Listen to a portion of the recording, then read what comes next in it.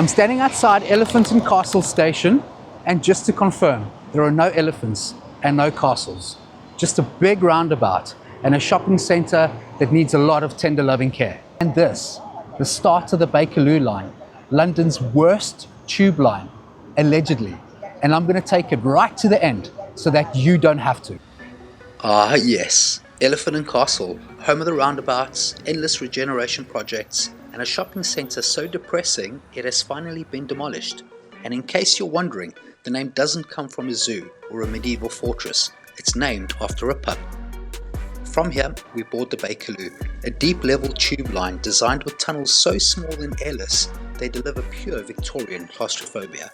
It was the 6th line on the Underground, and some of its original stations still wear those iconic Leslie Green, red tiled facades, stylish on the outside, crumbling on the inside.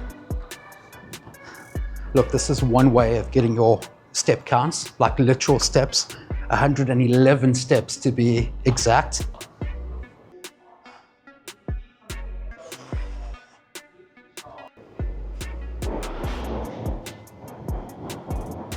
Bakerloo line is this side. Let's go. And the trains? They're from 1972. Yes, 1972. Back when flare trousers were fashionable, and somehow they're still clattering around in 2025. These are the oldest passenger trains running in the UK. No air conditioning, no modern signage, no mercy. I'm going to run the ultimate Bakerloo line survival checklist. It's going to be 5 categories: cleanliness, noise levels, lighting, comfort of the seats, and then the speed and the smoothness of the train. And this is how we're going to measure it. Let's see how this antique on wheels holds up.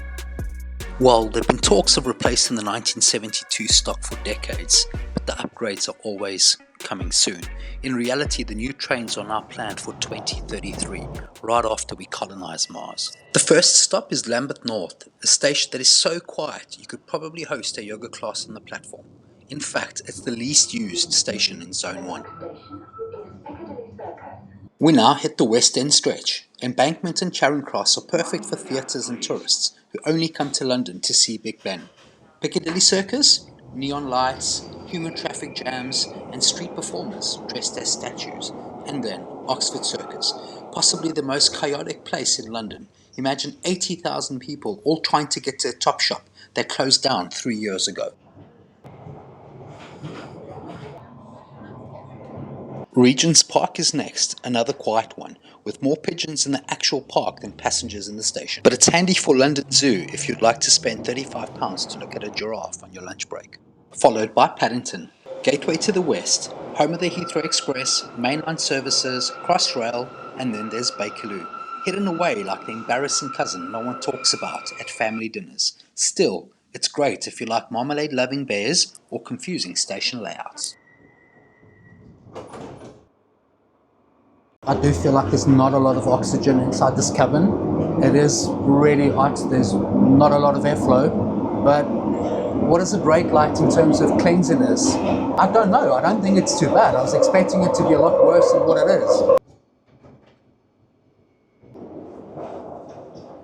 In terms of noise, I think it's pretty loud. I'm not sure if you're picking up the actual volume, but definitely bring earplugs, because it gets a lot louder than this, a lot noisier. I might need to come into the camera so that you can hear me a little bit, because it's loud. The next station is Queen's Park, and here it's where the Bakerloo line gets a bit weird. It shares lines with the Overground. It's like it's forgotten what it's supposed to be.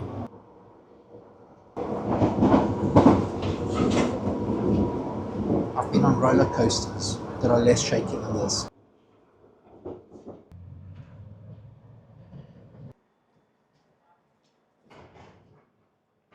Thought I was supposed to be on the Underground. Clearly not. While it's wildly marked for being ancient and slow, the Bakerloo has a bit of a cult status. It's less crowded than the Central Line, and the vintage charm is real, if you ignore all the screeching. You know, people were complaining a lot about flickering lights, and I must say that hasn't been an issue at all. We've had enough lights, abundance of lights, nothing flickering.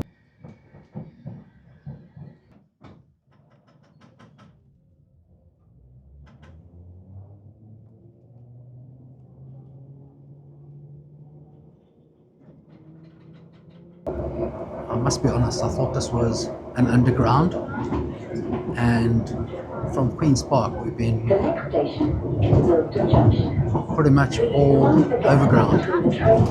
So I think it's having an identity crisis. You know, is it an overground? Is it an underground? Is it the tube? What is it?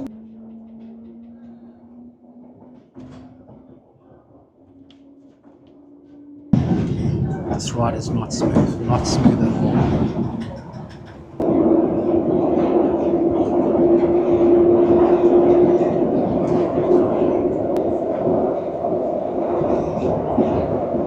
It's quite a bumpy ride. I don't think it's very smooth actually, as you can see, which was one of our tests. One of our points that we were going to talk about is how smooth is this train.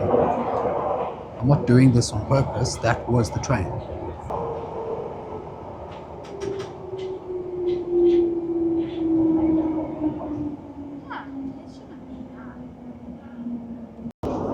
So this isn't a designated stop, we've just stopped. Maybe to let that train go past, but it's not a station. It's just in the middle of nowhere. Not doing very well for the Bakerloo line. Ratings are going lower and lower. Worst case scenario. I see what you mean, yeah.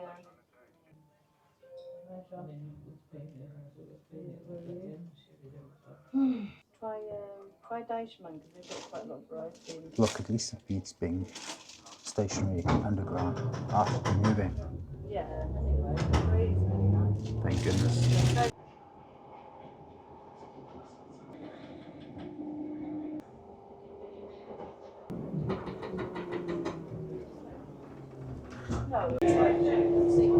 And there's Wembley Stadium in the distance.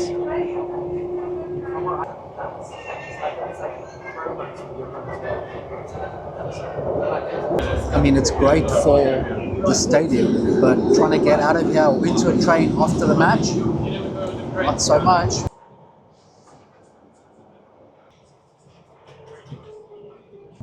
How comfortable are these seats really? I actually don't think they are too bad, to be honest.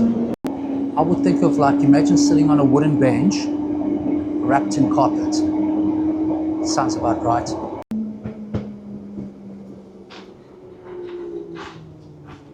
It's not bad. I mean, it squeaks a little bit. Oh, quite dusty. It's okay. Well, what were you, king of the castle? King of the castle. Woo! The gap between the train and I mean, is it?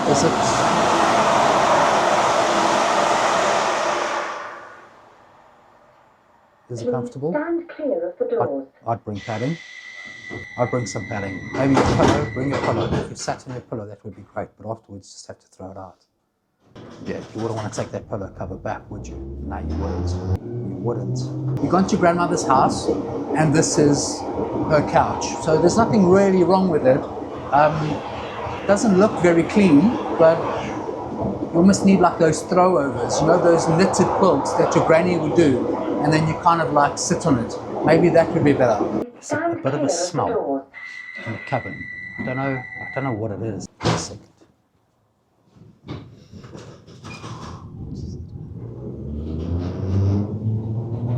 I don't know. Maybe I shouldn't have done that.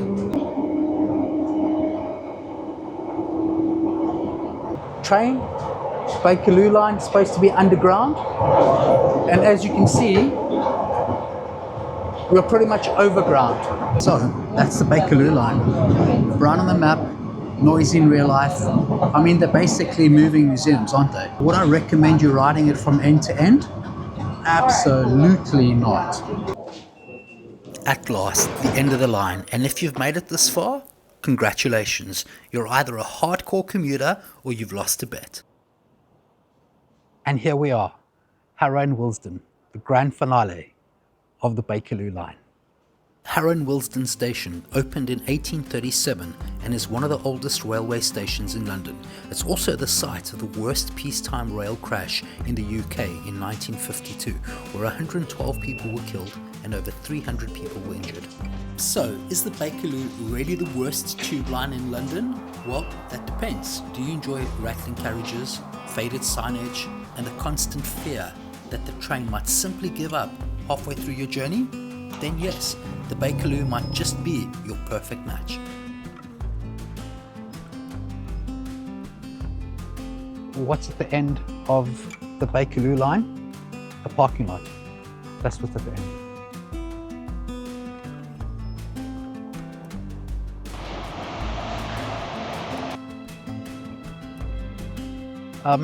This wasn't the ending that I was expecting. I thought there was going to be, I kind of was expecting something to be here, but there isn't. But thank you for watching.